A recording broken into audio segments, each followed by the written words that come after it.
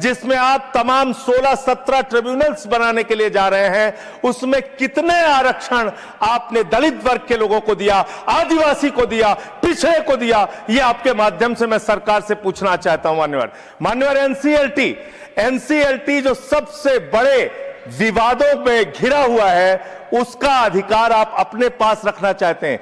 इस कमेटी को एनसीएलटी गठन करने का अधिकार नहीं है। क्यों अधिकार नहीं?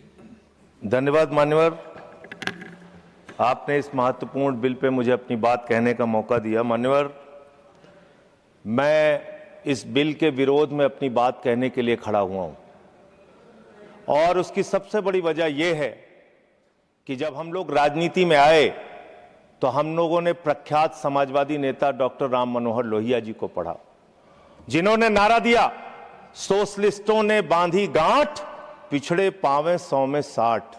हम लोग बाबा साहब डॉक्टर भीमराव अंबेडकर जी को पढ़ के आए, जिन्होंने नारा दिया, समाज के वंचित और शोषित व्यक्ति को उसका अधिकार मिलना चाहिए, नौकरियों में आरक्षण मिलना चाहिए। पिछले दिनों जब हम बात कर रहे थे कि हाई कोर्ट और सुप्रीम कोर्ट में जजों की संख्या कितनी दलित की है, कितने आदिवासी समाज से है, कितने पिछड़े वर्ग के लोगों की है, तो सरकार की ओर से उत्तर आया। मान्यवर, आपके सामने उत्तर आया। देखिए, पिछड़ों दलितों की बात होती है तो रोकना शुरू कर देते हैं।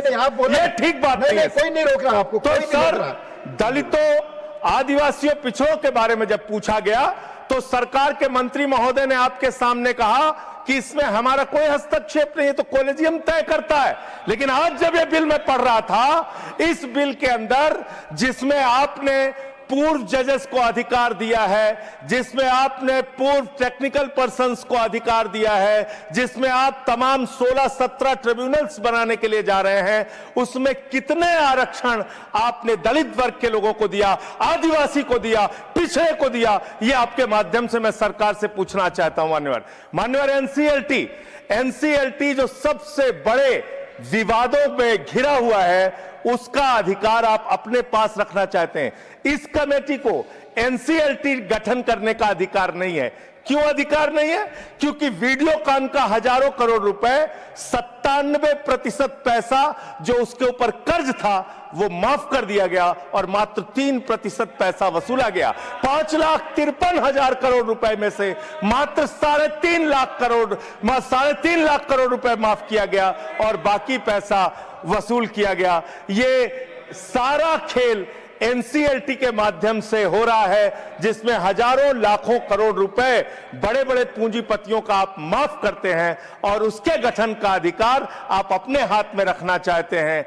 मान्यवर, मैं आपके माध्यम से ये बताना चाहता हूं सरकार को, मैं सूची पढ़ रहा था। मान्यवर, सुप्रीम कोर्ट के अब तक के जितने जजेज हुए, उनमें से 10.5 करोड़ की आबादी वाले आदिवासी समाज के मात्र एक जज सुप्रीम कोर्ट में हुए। मान्यवर, एक जज हुए। और आप जब ये ट्रिब्यूनल्स बनाने जा रहे हैं, बड़े बड़े पदों पे, आप जानते हैं आप क्या करने जा रहे हैं। आपको पता है, आपको मालूम है। देखिए, जब भी पिछड़ों दलितों की बात होगी, चिल्लाने लगेंगे। आप वो लोग हैं, नहीं बोल रहा, आप वो लोग हैं जिन्होंने मंदिर के उद्घाटन में मानव, मैं अपनी बात तो पूरी कर लूं। ये तो सब्जेक्ट पर ही बोल, ये तो फैक्ट है ना सर, ये तो एक फैक्ट है कि आज तक सुप्रीम कोर्ट में सिर्फ एक जज आदिवासी समाज से हुए हैं। इस जज को आप नकार कैसे, इस फैक्ट को आप नकार कैसे सकते हैं? खत्म करो सर। 30 सेकंड और, थैंक यू सर, 30 सेकंड और, बोलिए 30 सेकंड।